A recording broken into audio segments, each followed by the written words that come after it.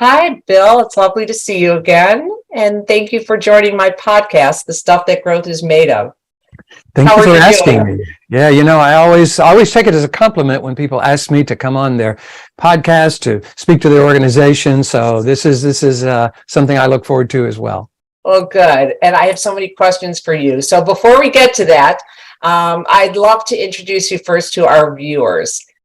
So this is Bill Crawford. He is a psychologist and author of 8 books, an organizational consultant. And over the last 30 years, he's spoken over 3,500 times to organizations such as Sprint, Shell, the AMA, PBS, and he is consistently a top requested speaker for Vistage, which is where I learned about Bill, and Speaker of the Year in 2019 with over 650 presentations on the topic we're going to discuss today alone.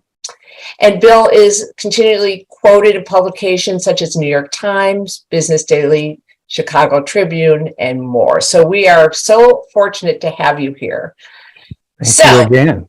I just finished reading your book yesterday, actually, and I have to tell you, Life from the Top of the Mind, Clarity, Confidence, and Creativity.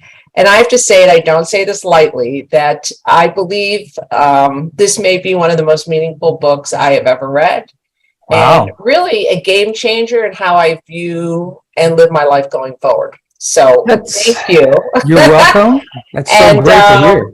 Yeah, it really it was so thought-provoking. So thank you for that. So I am excited to drill down into what this is all about, and highly recommend actually people to take a look at this book. And as I mentioned to you earlier, before we started this, that I know I'm gonna have to read this a few times in order to absorb all of it, but I look forward to doing that. So with that as background, and now that I've started with a very high bar that I just said, I'd love for you to share, Bill, with the audience, what is life from the top of the mind, and why is it important? Sure. Life from the top of the mind is basically a philosophy, a framework, a step-by-step system I've been working on over the last 30 years that I believe can be applied to pretty much any situation in life. When I was getting my PhD, I took a course called The Biological Basis of Behavior. And in it, I learned that everything we think and feel and do and say, how we react to others, how others react to us, all has to do with how the brain processes information. So I spent the last 30 years creating a system, philosophy, a framework that actually shows people how to access their best by accessing a very specific part of the brain. And how to avoid the stress, frustration, anxiety, resentment, the stuff that gets in the way of our clarity, confidence, and creativity by avoiding a specific part of the brain.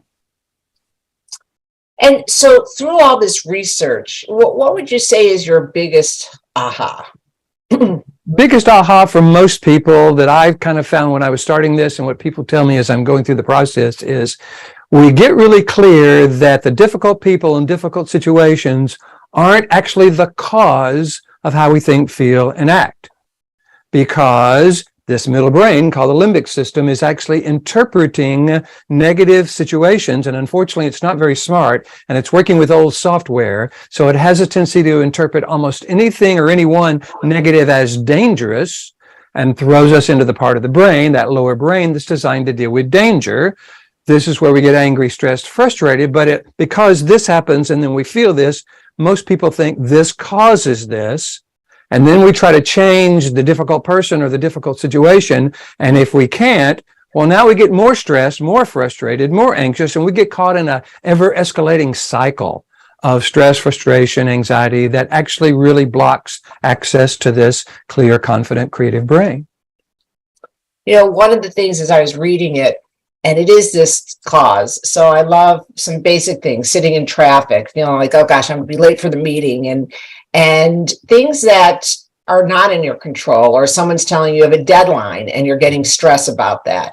Mm-hmm. So it is interesting, as the book talks about, is instead of interpreting it as negative information, which takes you to a fight and flight response, you need to figure out how to say, well, this is a good, this is a good information, and what do I do with it then? And how do I move that? And it's not about going, hey, everything's wonderful, and just put a big smile on your face. It's not about that. But it's saying, okay, I'm either going to interpret this situation as problematic, negative, stress, annoying, frustrating, that kind of stuff. Or, all right, good information. I'm stuck in traffic. Good information. What do I want to do with that? Do I want to call somebody? I've got a deadline. Good information. That tells me when they are expecting this. If I can't get it by then, I want to make sure I communicate that. But when we can start to see the things that our middle brain, because it has a bias toward the negative. It has a tendency to pay more attention to the negative because it's been keeping us alive as a species as long as we've been on the planet by keeping us worried and anxious about bad things happening.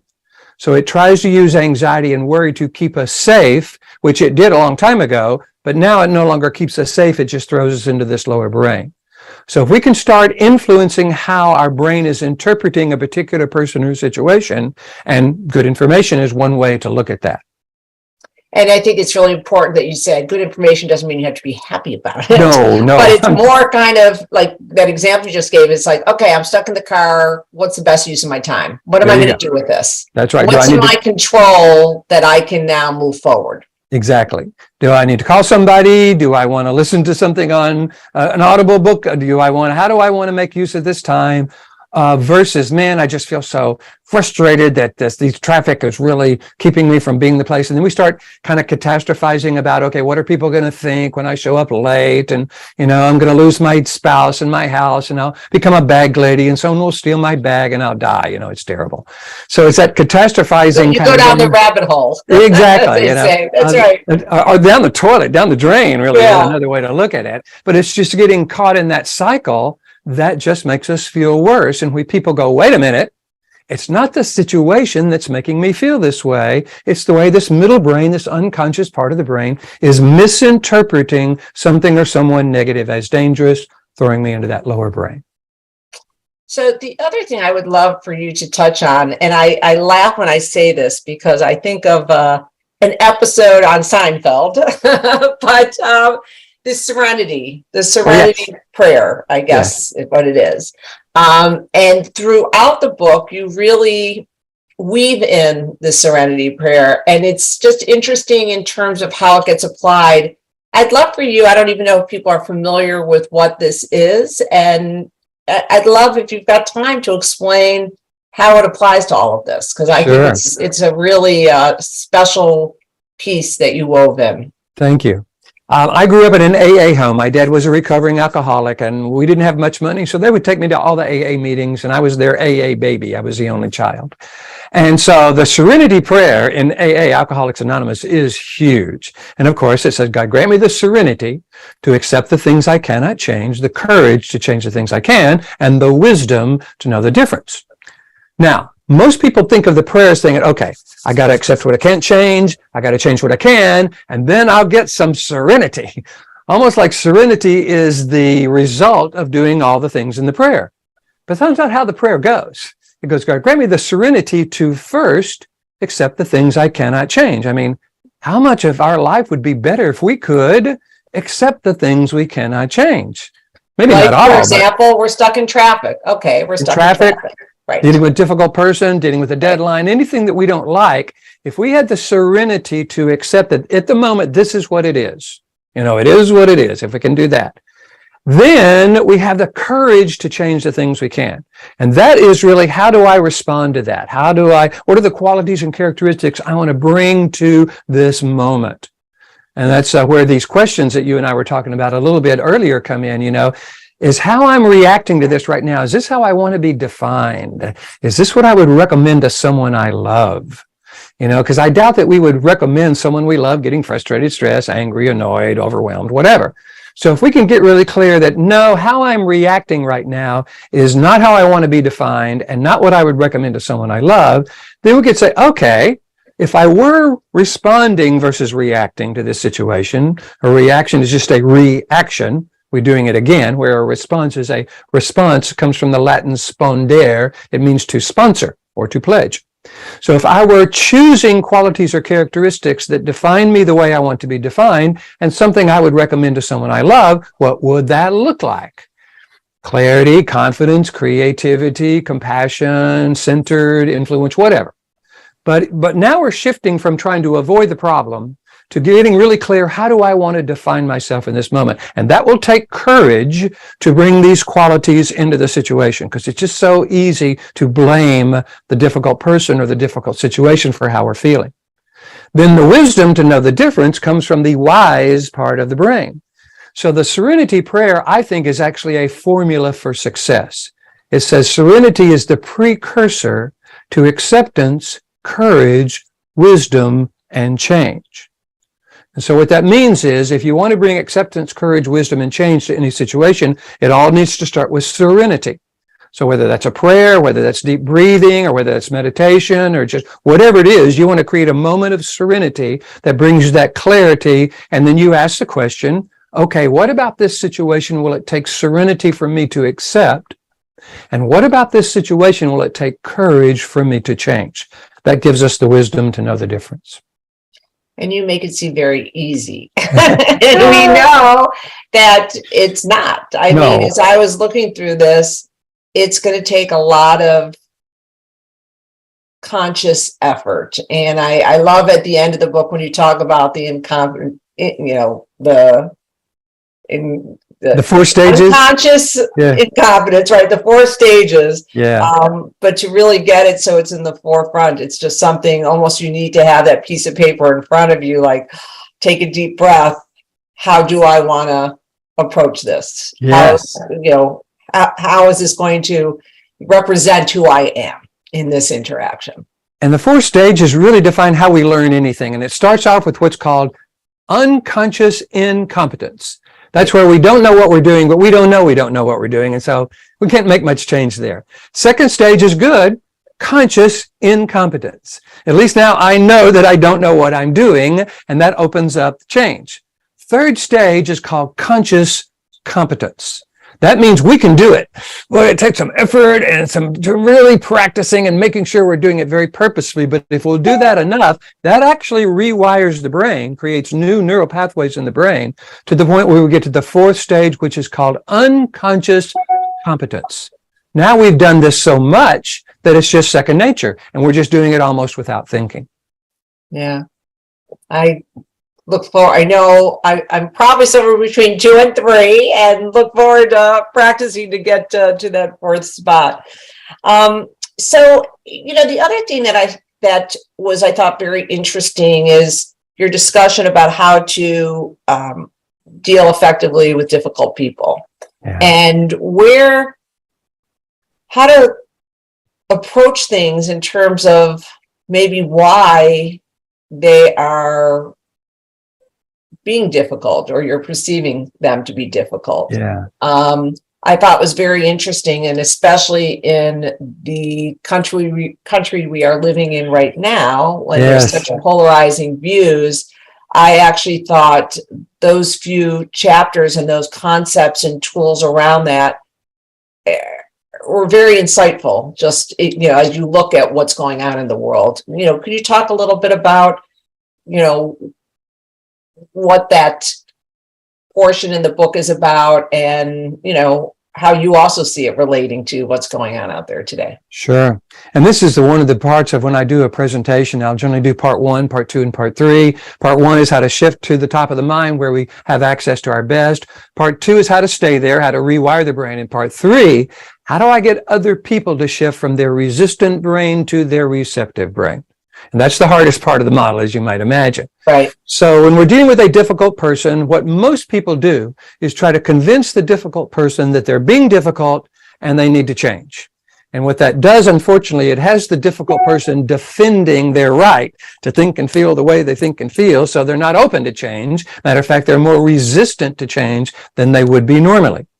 So I talk about going into any conversation clear about the qualities and characteristics that we want to bring to the conversation. So we're not reacting to them. because we don't want those difficult people to trigger that lower brain. We want to go in being clear, confident, creative, compassionate, but we want to make sure we're choosing what those are and taking 100% responsibility for our ability to respond, the ability to bring these to the situation. Then, rather than trying to convince this person to change the worst of them, which is what most people focus on, I encourage people to hold an image of that person at their best, because that's who they are when they're in this upper, more receptive brain, and that's the part of them we're going to want to partner with a little bit later in the model. But if all we see is their worst, we're going to try to convince them to change their worst. They're going to misinterpret that as criticism, or hear it as criticism, and it starts getting like it into an argument. So we want to bring out our best, and we want to bring out their best. Then we want to make sure we know what is important to this person. Before we try to change or do anything, we've got to know what's important to that person. And that could be as simple as saying, hey, help me understand what's important to you here. You know, what do you want me to know about this? Because that's going to be the key to their cooperation, tapping into what's important to them. You don't have to agree with it, but you got to know what it is. Then once we find out, probably a step people miss. Oh, everybody misses that. Yeah. Matter of fact, when I'm doing this, at seminars, and I kind of get to the end, and I try to use all the, about 30 minutes at the end to just do role plays or examples. We'll get to the end, and I'll say, okay, you want this person to do this and this and this. How will that fit with what's important to them? And blank look, because they haven't considered that. Right. So that is critical to getting anyone to listen to you and move into your direction. You've got to be able to frame what's important to you with what's important to them, but you got to know what it is first. Then they have to know that you get it. You don't have to agree with it, but they've got to know that you get it. That's where empathy comes in. And what I've noticed is really, really nice people have a tendency to empathize too much because they think that empathy will solve the problem, and it doesn't. It creates a bridge to solving the problem, but it doesn't solve the problem. Other people don't want to empathize at all because it sounds like I'm agreeing with them, and I certainly don't agree with them. But empathy is really designed to free that person from the need to convince us that they have a right to think and feel what they think and feel. Because as long as they're in that convincing mode, they're not in a receptive mode. So saying something like, I can see how that would be important to you. I can see how you'd see it that way. And then you use a magic word, and the magic word is always and, never but. You never want to say, well, yeah, I can see how you'd see it that way, but we've got a job to do. Well, but will negate anything that goes before it. But and ties where you are to where you want to go. So you go into conversation knowing what you want to bring. You know what you want to bring out, them at their best. You listen, you find out what's important to them. You empathize with that. And then you ask a top of the mind, solution-focused question. Given that this is important to you and this is important to me, I'm wondering if in the future we could do, and you create a potential solution-focused, future-oriented situation that blends what's important to them with what's important to you. Then, depending on how they respond to that, you go into problem solving. But most people go into problem solving way too soon, and they just try to convince the other person of the righteousness of their solution, and that's where it doesn't work. As I was reading that, I could see myself doing the things we shouldn't be doing during arguments with my husband, for example. So. We all do it, we're human beings, so we all fall into it. Yeah. Right. Yeah. So I thought that was, it's really interesting. And you're right. You have to make sure that you're not problem solving before, which I think I know for myself, I probably do that way too often. And all of this is based on neuroscience. One of the things that I try to do is underlie every solution, every suggestion in my experience based on how the brain works. So it's not just me saying, hey, this is a good idea. This is saying, this is how to get your brain to actually move in the direction you want to go and others to move in that direction as well. So it's getting them to shift from that resistant brain to the receptive brain. And it is framing a solution that they see as important and that you now understand that has them more receptive to wherever you're wanting the conversation to go. Yeah. Thank you for that. So you have done a lot of these presentations and a lot of these talks. What are one or two questions that come up all the time? Yeah, people kind of say, well, first, when I show them how to shift from the lower brain to the upper brain, which is a model that actually spells brain, if you'll remember, part of that has to do with breathing. And they say, well, wait a minute, Bill, are you saying in the middle of an argument, I'm supposed to go, wait a minute, I got to take some deep breath? And I said, no. But then I asked the question, have you ever gotten an email and been triggered? Have you ever been in traffic and been triggered? Have you ever gotten a voicemail or a text message and been triggered? So what I try to get them to see is that you want to practice this in non-interpersonal situations first, because it's the interpersonal situations that are the hardest.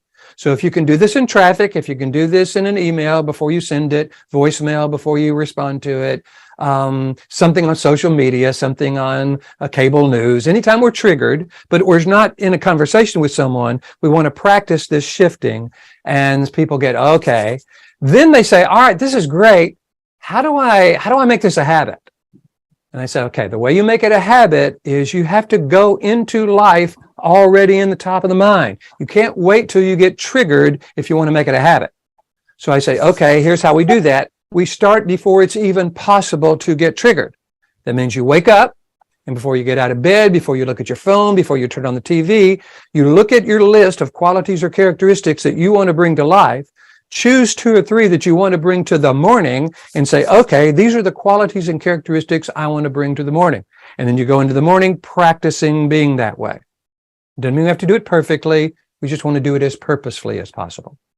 Then around lunchtime, we reboot and ask that same question. What are the qualities or characteristics I want to bring to the afternoon? Choose 2 or 3 qualities, go into the afternoon practicing being that way. Anything we practice, we'll get good at. Then sometime between work and home, the drive home, whatever, around dinner, you stop, you reboot, maybe do the brain model or say a prayer or walk around or do something. Take a moment of serenity. Ask yourself the question, what are the qualities or characteristics I want to bring to the evening? So that has us going into the morning in the top of the mind, the afternoon in the top of the mind, and the evening in the top of the mind. And if you'll do that for about 21 days, because they say it takes around 21 days to actually change and create a habit, your brain will get rewired, and about 15, 16, 20 days into the process, it'll start feeling automatic. So it is really about that intentionality. Yes. And again, whether you do it perfectly or not, it's that practice, which That's I right. love. So and I always say, give yourself forgiveness right up front if you don't do it right. Be gentle with yourself, because it's not easy, but I try to make it simple but not easy, you know. Yeah. And here's what's important. We're always practicing something. So if we're not practicing this, we're probably practicing old ways of reacting to life that we would not recommend to someone we love. So it's just about clarity, and then accessing that confidence and creativity and practicing until it starts to take over and become kind of an unconscious habit. And your last comment, which I think is the first time you mentioned on the podcast, which is really important, is this something that you would recommend or teach to someone you love to react the way that they did, the way you're doing? So that is also a very good reminder too. It's a question that a lot of people resonate with, because, you know, when I'm working with an organization and I say, okay, what are the things that trigger you? And they go, oh man, difficult people, blah, blah, blah. I say, okay, now how do we find ourselves? Oh man, we get stressed, we get frustrated, angry, resentful, annoyed. And I say, okay, great. Now, is this the way we want to be defined? And would we teach or recommend this to someone you love? And everybody goes, oh, no. So it's that awareness of, wait a minute, I am being a way that defines me the way I don't want to be defined. And certainly I would never teach or recommend to someone we love. But what that does is opens us up to a new way of thinking that is how we want to be defined and what we would recommend to someone we love. And that's really to me, the essence of the difference from the lower brain to the top of the brain. Yes, and when we're in this upper brain, acting on qualities or characteristics we would teach to someone we love, we're actually triggering different chemicals. Lower brain are adrenaline, noradrenaline, and cortisol. Upper brain are serotonin and endorphins. So it's a different feeling, it's a different cognitive state, it's a different frame of mind, it's a different mindset, literally. Yeah. So it's that the difference. So what would you say are the critical success factors for someone to get their thinking and really stay on top of mind part of your thinking? First is an awareness and a willingness to look at how we are being at that in a way that doesn't get defensive and blaming other people. If we're defensive or blaming other people, then all is lost, because that's all lower brain stuff.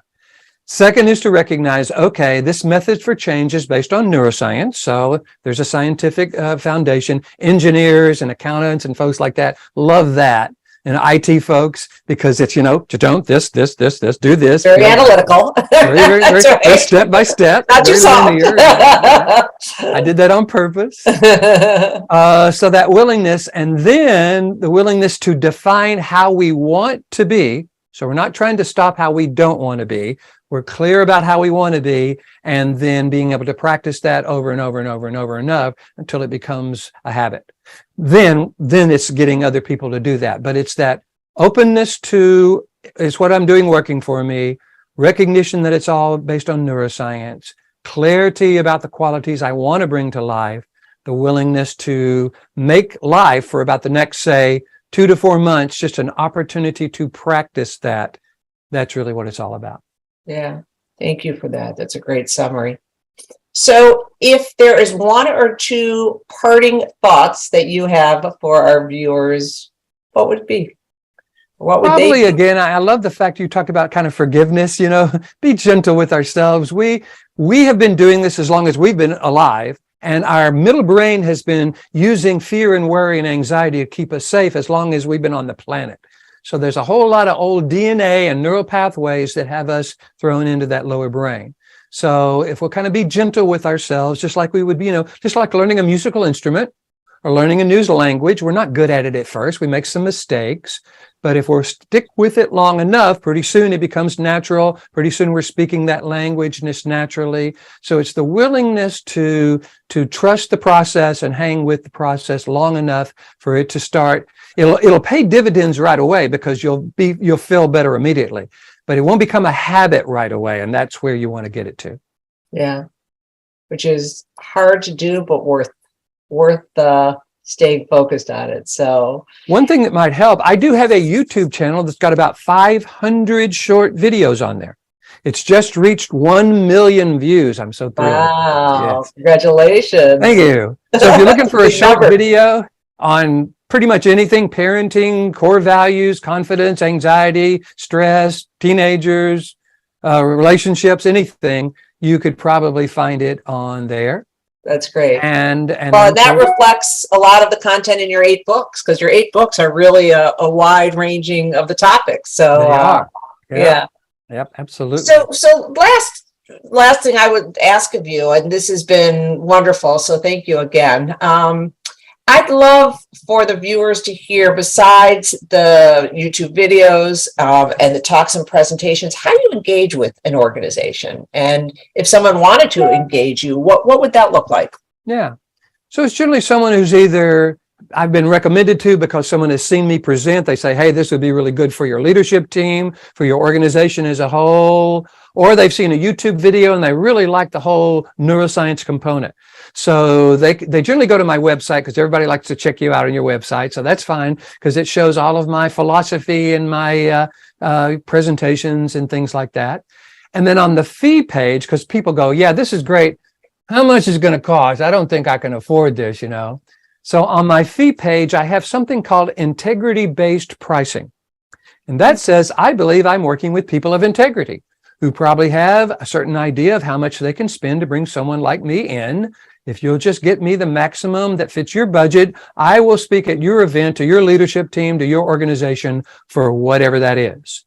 And that allows me to work with a lot of different types of organizations. Some don't have much of a training budget. Others have a really nice, robust training budget. But it takes how much will he cost off the table. And I get to do a lot of work with a lot of different types of organizations. Well, that is another example. In addition to your book, you are a good person, Dr. Bill Crawford. And thank you so much for participating in my podcast. And again, this is the stuff that growth is made of. It is. Absolutely. And it's also, by the way, what people get when they join Vistage groups. You know, that's something I've noticed with my experience with Vistage groups. People come and they hear speakers, they kind of interact with people they trust. It's a wonderful way if you're looking to get some support in growing your business. It is. And thank you for that ad. So again, thank you everyone for listening, and especially to Dr. Bill Crawford.